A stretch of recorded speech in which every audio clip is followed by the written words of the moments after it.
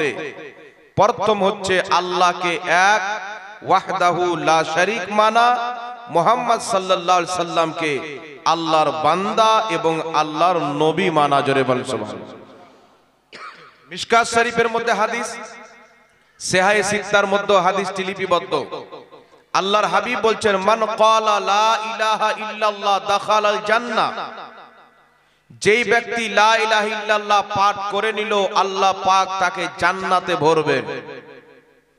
তবে একটি কথা মনে রাখবেন, যেই ব্যক্তি লা ইলাহা ইল্লাল্লাহ পড়লো, হাদিসে যেখানে লা ইলাহা ইল্লাল্লাহর কথা এসেছে মুহাম্মদ রাসূলুল্লাহকে বাদ দিয়ে আসেন।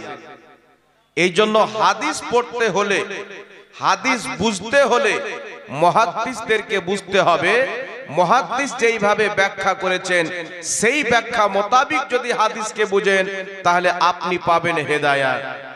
নচেত কোরআন পড়ে অনেক লোক পথভ্রষ্ট হবে, অনেক লোক হেদায়েত পাবে। আল্লাহ কোরআন পাকে নিজেই বলেছে। হেদায়েত কারা পাবে? যারা তাফসীর রায় করবে না, নিজের মনে তাফসীর করবে না, নিজের ব্রেনে যা এলো সেটা তাফসীর করবে না। হেদায়েত তারা পাবে যারা 1450 বছর থেকে নিয়ে আজ পর্যন্ত যত মুফাসসির পৃথিবীর মাটিতে হাজারো হাজার লাখ হাদিস দিয়ে তাফসীর সাজিয়েছেন।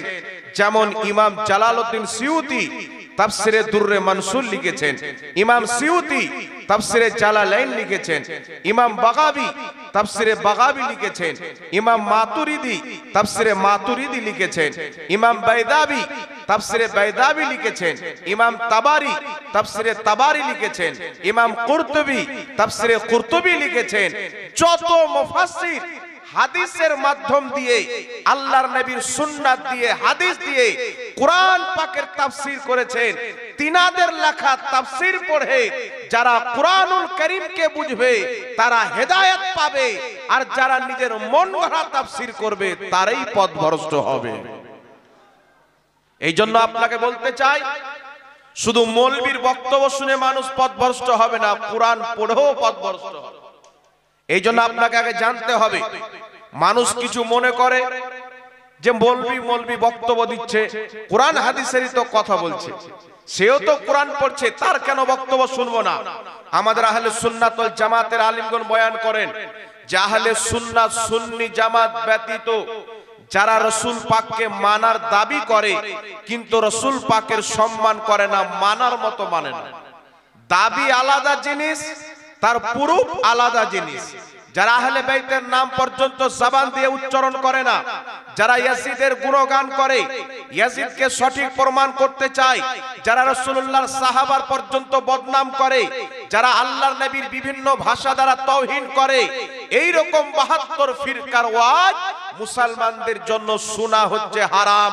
একমাত্র জান্নাতি দল আহলে সুন্নাত ওয়াল জামাতের যত আলিম আছে তাদের বক্তব্য শোনা যায়। কারণ হচ্ছে আহলে সুন্নাত ওয়াল জামাতের আলিমের মধ্যে ত্রুটি থাকতে পারে, পাপী হতে পারে, গুনাহগার হতে পারে, কিন্তু সুন্নি জামাতের আলিম জীবনে কোনোদিন মুস্তাফার গাদ্দার হতে পারে না।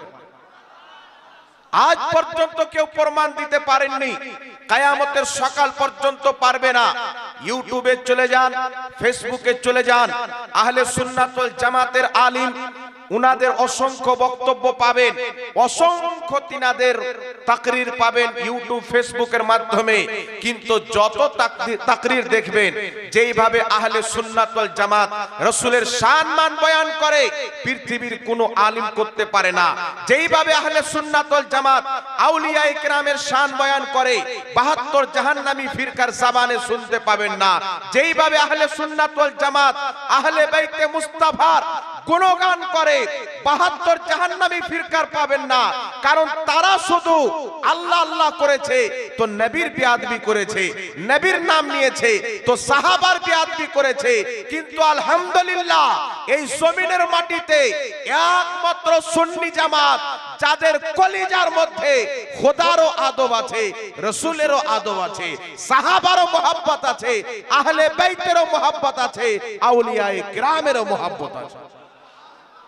এই জন্য বিরাদর ইসলাম পৃথিবীতে প্রুফ আছে, প্রমাণ হয়ে গেছে। পবিত্র কুরআনুল কারীমের অনুবাদ, কুরআনুল কারীমের ব্যাখ্যা অনেক ধর্মের লোকেরা করেছে। বদমাযহাব তরজমা করেছেন, আহলে সুন্নাত ওয়াল জামাতের আলিমও তরজমা করেছেন। তাদের তরজমায় কোরআন যখন দেখবেন মন গড়া তরজমা করেছে, মন গড়া ব্যাখ্যা করেছে। কোথাও নবী পাককে পথভ্রষ্ট লিখেছে, কোথাও নবী পাককে গুনহগার লিখেছে, নিজের ব্রেন দিয়ে তাফসীর করেছে।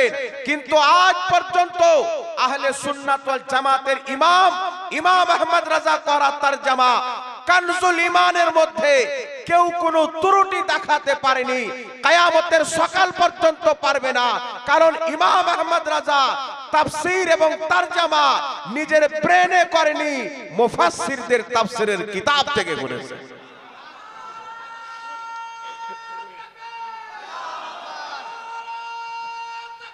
আল্লাহু আকবার, ইয়া রাসূলুল্লাহ, জিন্দাবাদ জিন্দাবাদ জিন্দাবাদ। এই জন্য বিরাদর ইসলাম ইমাম আহলে সুন্নাত এত মর্তবা পেয়েছেন, আলে নবীর সম্মান করে পেয়েছেন, আহলে বাইতকে মহব্বত করে পেয়েছেন। আমরা কি মহব্বত করি? ইমাম আহলে সুন্নাতকে পালকিতে করে একটি জায়গা নিয়ে যাওয়া হচ্ছে। হঠাৎ করে আলা হযরত বলছেন দাঁড়াও। তিনি পালকি থেকে নেমে বলছেন বলো তোমাদের মধ্যে সৈয়দ কে?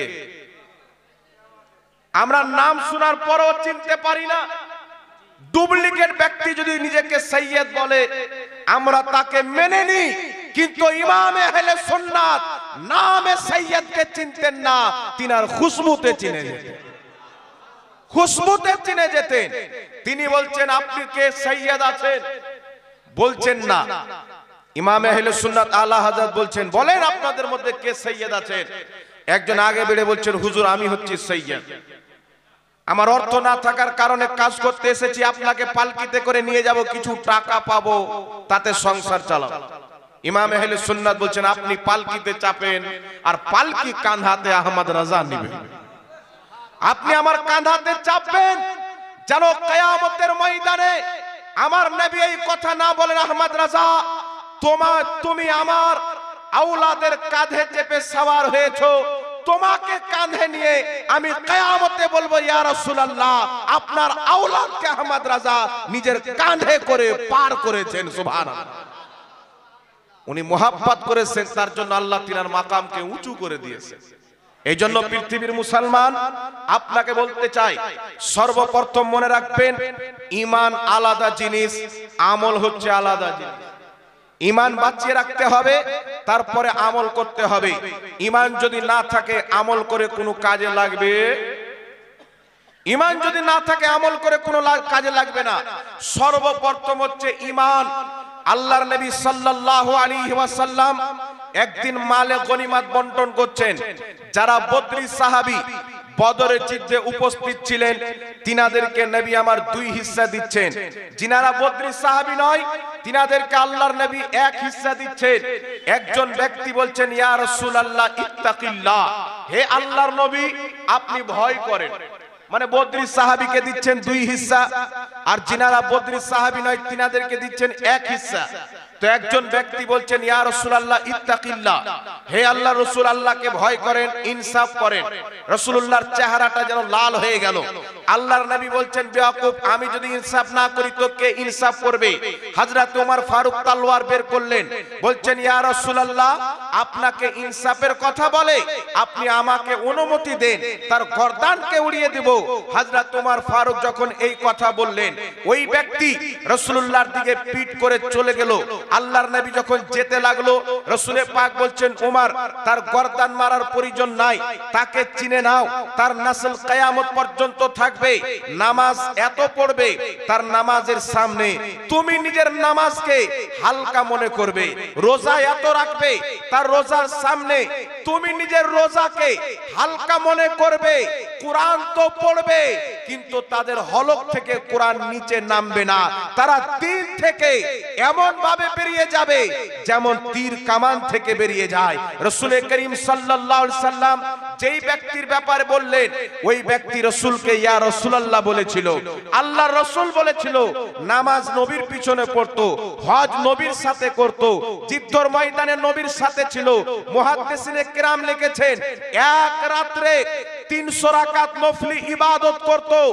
এত রাত্রে ইবাদত করত তার পাগুলো শুরু হয়েছে। কিন্তু রাসূল পাককে বললেন ইনসাফ করেন, রাসূল পাককে বললেন আল্লাহকে ভয় করেন। নবী পাকের ইনসাফ তার পছন্দ হলো না।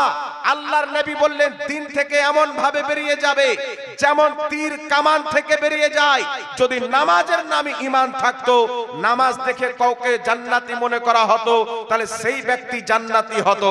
রোজা দেখে জান্নাতি মনে করা হলে সেই ব্যক্তি জান্নাতি হতো। হজ করলে জান্নাতি হলে ওই ব্যক্তিকে জান্নাতি বলা হতো। আর যদি যুদ্ধ করা জান্নাতি হওয়ার দলিল হতো সেই ব্যক্তিকে জান্নাতি বলা হতো।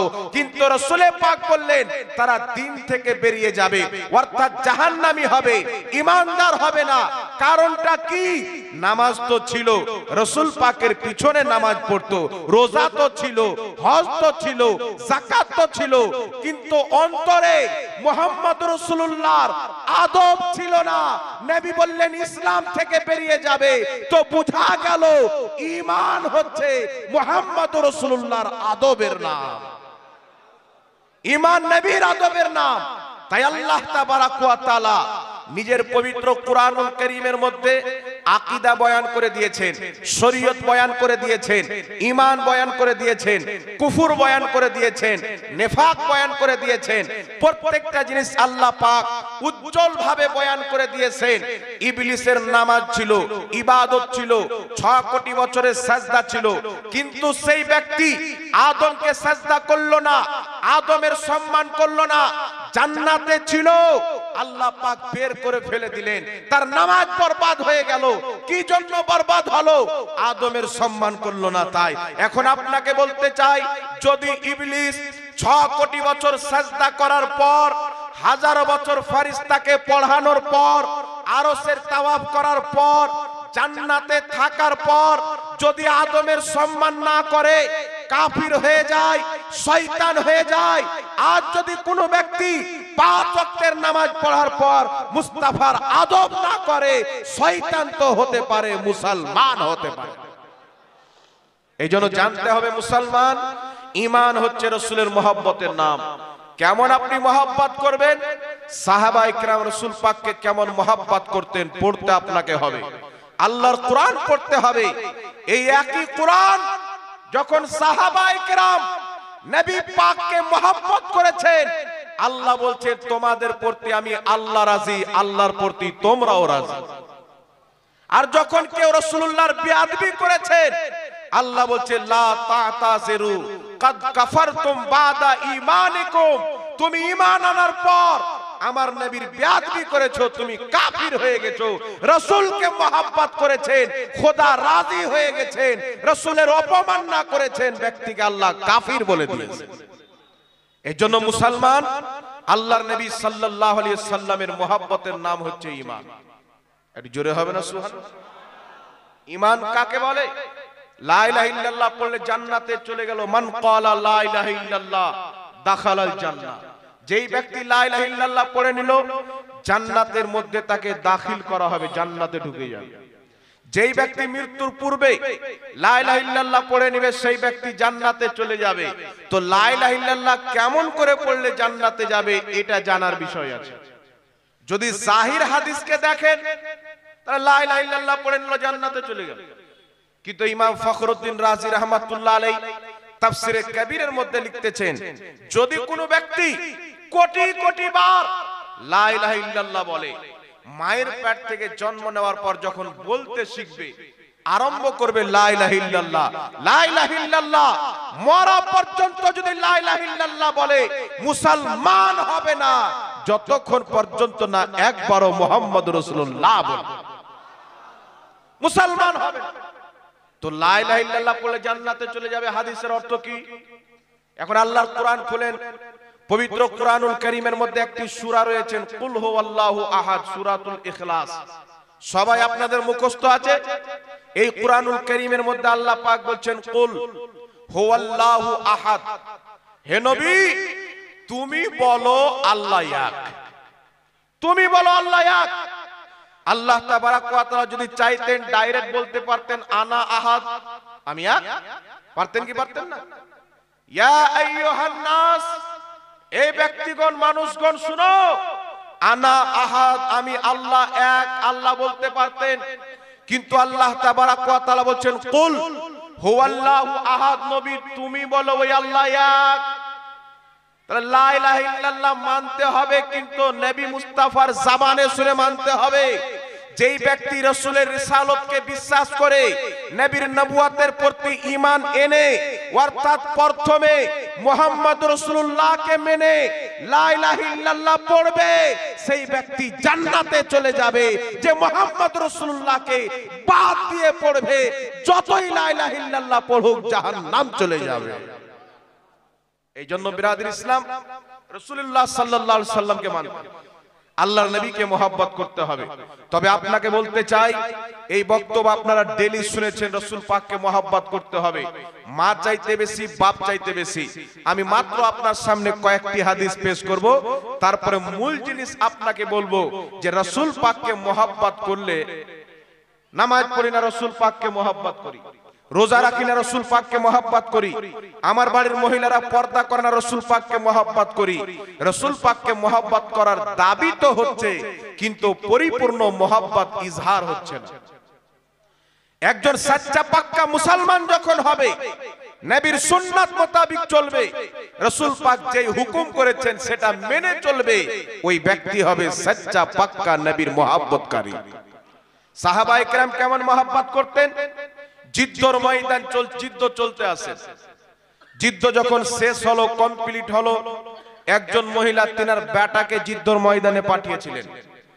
খবর আলো যুদ্ধ শেষ হয়ে গেছেন, কানে যখন খবর পৌঁছিল, সেই মহিলা দৌড় দিয়ে যুদ্ধের ময়দানে উপস্থিত। যুদ্ধের ময়দানে যাওয়ার পর খুঁজে বেড়াচ্ছে তিনার ছেলে কোথায়। তিনার ছেলের লাশকে যখন দেখলেন, তিনার ছেলের লাশকে নিয়ে উল্টে পাল্টে ঘুরিয়ে ঘাড়িয়ে চেক করছেন, বারবার পিঠের অংশটা চেক করছেন, কখনো জামা উঠিয়ে চেক করছেন, ধুলো বালু লেগে আছেন ওগুলো সাফ করে শুধু পিঠটাকে লিঝে লিঝে দেখছেন। তো অন্য সাহাবায়ে কেরাম বলছেন, আম্মা তোমার ছেলে শহীদ হয়ে গেছে, তুমি কান্না না করে, চোখের পানি না ফেলে, তুমি যেন ঘুরিয়ে ঘাড়িয়ে শুধু পিঠ চেক করছো।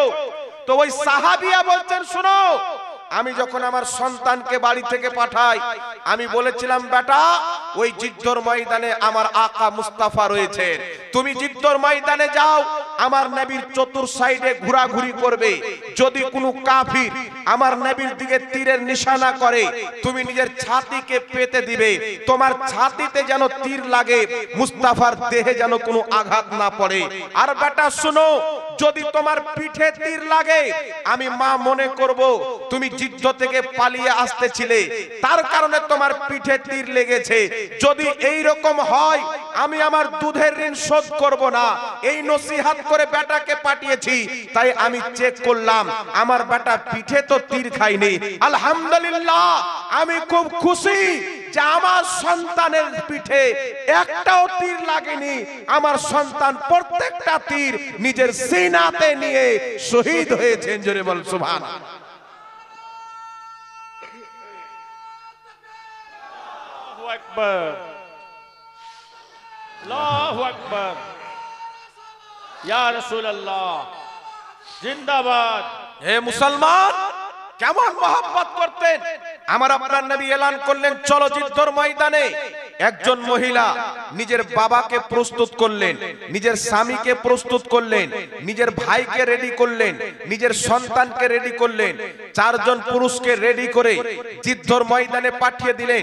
দীর্ঘ সময় যুদ্ধ চলার পর যুদ্ধ যখন শেষ হয়ে গেল, সেই মহিলার কানে খবর আসলো যুদ্ধ কমপ্লিট, বাড়ি থেকে দৌড় দিয়ে যাচ্ছেন, রাস্তায় বলনেওয়ালা বলছেন, মহিলা তুমি তোমার বাপকে পাঠিয়েছিলে, তোমার বাবা যুদ্ধে শহীদ হয়ে গেছে।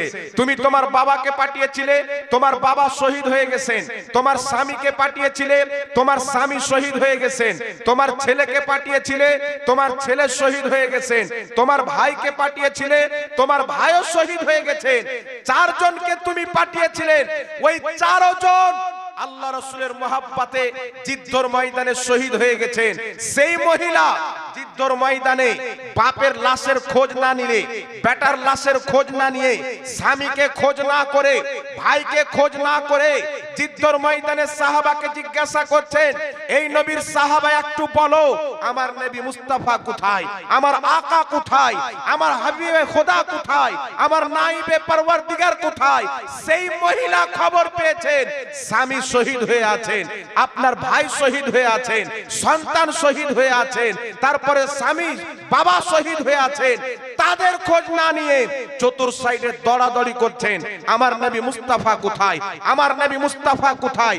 দীর্ঘ সময় খোঁজ করার পর সামনে যখন নবী পাককে দেখেছেন, আল্লাহর নবী সহিহ সালামত আছেন, ওই মহিলা একটা শব্দ বলেছিলেন, ইয়া রাসূলুল্লাহ আপনি যখন সহিহ সালামত আছেন তো প্রত্যেক দুঃখ, প্রত্যেক কষ্ট আপনার সামনে তুচ্ছ। জোরে বল সুবহানাল্লাহ। আপনি ঠিক আছেন রাসূলে খোদা, স্বামী শহীদ হয়ে গেছেন কষ্টের বিষয়, বাবা শহীদ হয়ে গেছেন দুঃখের বিষয়, ভাই শহীদ হয়ে গেছেন দুঃখের বিষয়, সন্তান শহীদ হয়ে গেছেন দুঃখের বিষয়, কিন্তু আপনি সহিহ সালামত আছেন, আমার প্রত্যেক দুঃখ কষ্ট আপনার সামনে তুচ্ছ। ইয়া রাসূলুল্লাহ, ইয়া রাসূলুল্লাহ আমার স্বামীর চাইতে বেশি আমি আপনাকে ভালোবাসি, আমার সন্তান চাইতে বেশি আমি আপনাকে ভালোবাসি। এই পৃথিবীর মুসলমান রাসূল পাকের মহব্বতে বাবাকে, স্বামীকে, ভাইকে, বেটাকে কুরবান করার পর তাদের খোঁজ আগে না নিয়ে নবী মুস্তাফার খোঁজ নিচ্ছেন। কারণ প্রত্যেক সাহাবী, প্রত্যেক সাহাবিয়ার ঈমান ছিল, যদি বুকের মধ্যে সমস্ত ব্যক্তির চাইতে রাসূলের মহব্বত থাকে তো খোদা রাজি হয়ে যাবে।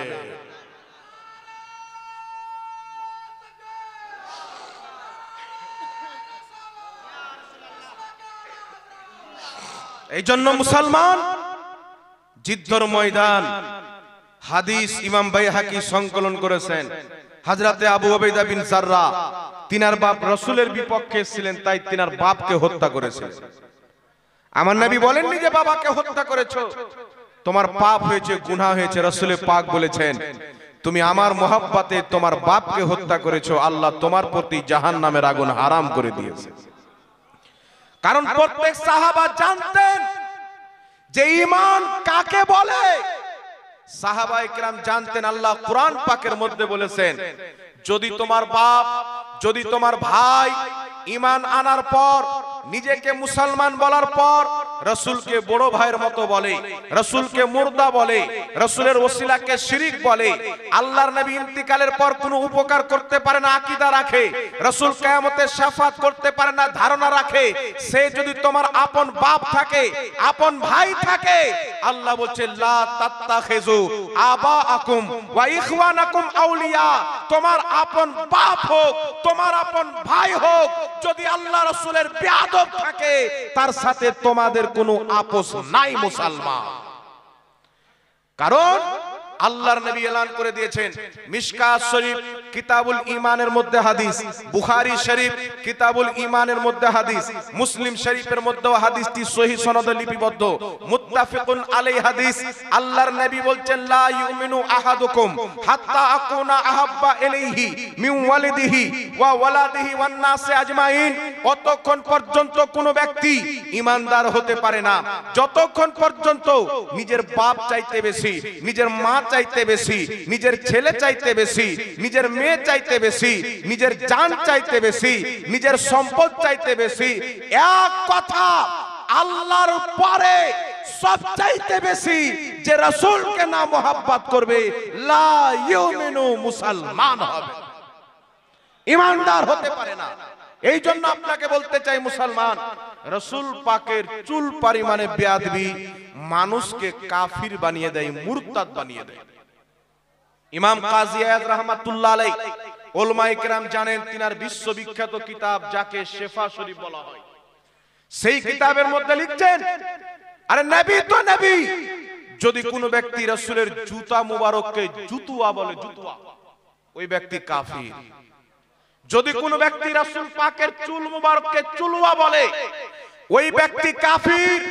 কারণ মুসলিম শরীফের মধ্যে হাদিস, সাহাবায়ে কেরাম আল্লাহর নবীর ইন্তিকালের কমবে 37 বছর পর যখন কোন ব্যক্তি অসুস্থ হতো, আল্লাহর নবীর জুব্বা মুবারককে পানিতে ডুবিয়ে ওই পানি পান করত।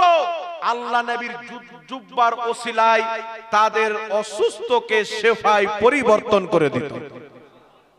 নবীর জুব্বার বরকতে ইউসুফ আলাইহিস সালামের শোকে তিনার বাপ ইয়াকুব আলাইহিস সালাম কান্না করে করে যখন চোখের জ্যোতি হারিয়ে দিলেন, ইউসুফ আলাইহিস সালাম নিজের জামা দিয়ে পাঠালেন।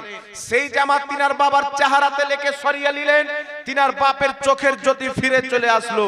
কওমে বনি ইসরাইলের কাজ একটি সিন্দুক ছিল, যে সিন্দুকের মধ্যে কোন নবীর জুতো মুবারক ছিল, কোন নবীর আসা লাঠি মুবারক ছিল, কোন নবীর জুব্বা মুবারক ছিল। সেইগুলো যখন একটা সিন্দুকের মধ্যে বন্ধ ছিল, যখন কওমে বনি ইসরাইল যুদ্ধের ময়দানে যেত, ওই সিন্দুকের ওসিলায় প্রত্যেকটা যুদ্ধে জয়লাভ করত। যখন বৃষ্টি বন্ধ হয়ে যেত, ওই সিন্দুকের ওসিলায় দোয়া করত, আল্লাহ তাদেরকে বৃষ্টি দান করত। প্রত্যেক মুসিবত, প্রত্যেক পেরেশানি ওই সিন্দুকের ওসিলায় দূর হতো।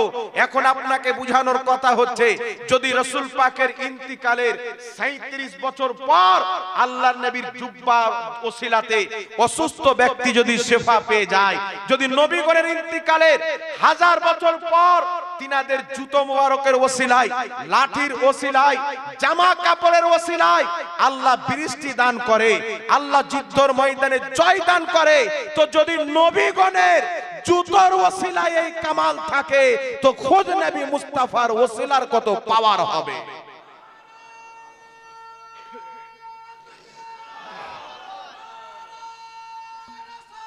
ইয়া রাসূলুল্লাহ জিন্দাবাদ। এই সমস্ত জিনিস কুরআন থেকে প্রমাণিত, হাদিস থেকে প্রমাণিত। নবীর জামার ওসিলায় চোখের জ্যোতি ফিরেছেন, কুরআন থেকে প্রমাণিত।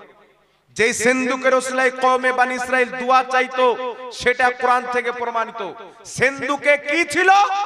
নবীগণের জুতা মুবারক, লাঠি মুবারক, কিছু কাপড় চোপড়, এইগুলো জিনিস।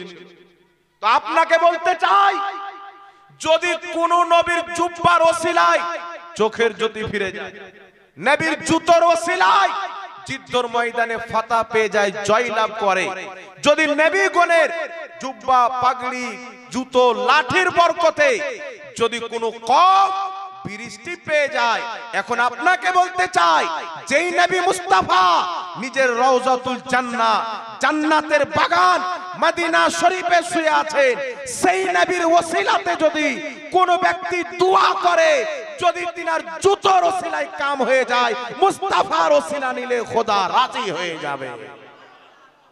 তাই ব্রাদার ইসলাম, আপনাকে আমাকে বুঝতে হবে। কিন্তু এই জামানায় কিছু না হাঞ্জার বেরিয়েছে, ইহুদি খ্রিস্টানদের তৈরি করা দাড়ি টুপিওয়ালা শয়তান বেরিয়েছে। আহলে হাদিস নাম দিয়ে, ওয়াহাবি সালাফি নাম দিয়ে, দেওবন্দি নাম দিয়ে, বিভিন্ন রকমের নাম দিয়ে লোক বেরিয়েছে। তারা বলতে চায় নবীর ওসিলা চলবে না, তারা বলতে চায় নবীর ওসিলা চলবে না। কিন্তু কিয়ামত পর্যন্ত চ্যালেঞ্জ, এই বাংলার মাটিতে আলাউল হক পান্ডবী রহমাতুল্লাহ আলাইহির মাননেওয়ালা সিরাজউদ্দিন আখি পাকের উদ্দেশ্যী যতদিন পর্যন্ত আছে, যদি আমাদের সামনে কেউ বসে, আরে নবী তো নবী, নবীর জুতোর ওসিলায় দোয়া কবুল হয়, আমরা কোরআন থেকে প্রমাণ করব। নবী তো আযীম হাস্তি, তিনার জুতো মুবারকের ওসিলায় যদি দোয়া করা হয় সেটাও কবুল, এটা কোরআন থেকে প্রমাণ। একটু জোরে হবে না সুবহানাল্লাহ? এই জন্য বিরাদর ইসলাম, আপন ঈমানের হিফাজত করতে হবে। আল্লাহর নবী ছাড়া কেউ খোদা পাবে না, আর আল্লাহর নবীকে যদি পেতে হয় তো আলে নবীর মাধ্যমে যেতে হবে। কারণ রাসূল পাক বলছেন, আমার উম্মতেরা মুহাব্বত করার তরিকা শিখাচ্ছি শুনো। আল্লাহর নবী বলছেন তোমরা সর্বপ্রথম আল্লাহকে মহব্বত করো, তারপর আমি রাসূলকে মহব্বত করো, তারপর আমার আহলে বাইতকে মহব্বত করো। তো আহলে বাইতকে মহব্বত করলে রাসূলকে মহব্বত হবে, রাসূলকে মহব্বত করলে খোদাকে মহব্বত করবে। এইজন্য আল্লাহ বলছেন কুল, নবী পৃথিবীবাসীকে বলে দাও, ইন কুনতুম তুহিব্বুনাল্লাহ, যদি তোমরা আল্লাহকে ভালোবাসতে চাও, ফাত্তাবিউনি, আমি নবীর ইত্তেবা করো, আমি নবীর পেরবি করো, আমি নবীর গোলামি করো। যদি আমি মুস্তাফার পেরবি করে নাও, ওয়া ইউহিব্বুকুমুল্লাহ, আল্লাহ তোমাদেরকে ভালোবাসে। রাসূল পাকের ইত্তেবাতে আল্লাহ খুশি হয়, আল্লাহ মানুষকে ভালোবাসে। এইজন্য আপনাকে বলতে চাই বাবা, রাসূল করিম সাল্লাল্লাহু আলাইহি সাল্লামের বেয়াদব থেকে নিজেকে দূরে রাখতে হবে। আল্লাহর নবী 1450